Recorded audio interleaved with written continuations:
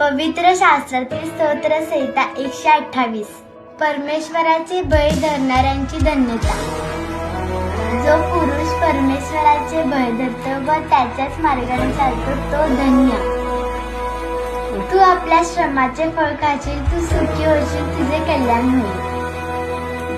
तुझ्या माजघराची तुझी स्त्री चपळ द्राक्ष वेलीसारखी होईल.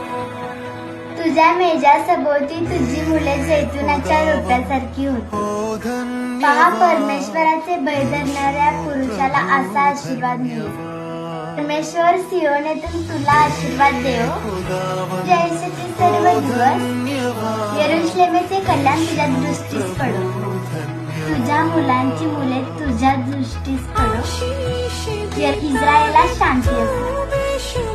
हे स्तोत्र प्रभू येशू तुमच्या जीवनात आशीर्वादित करो. आमेन.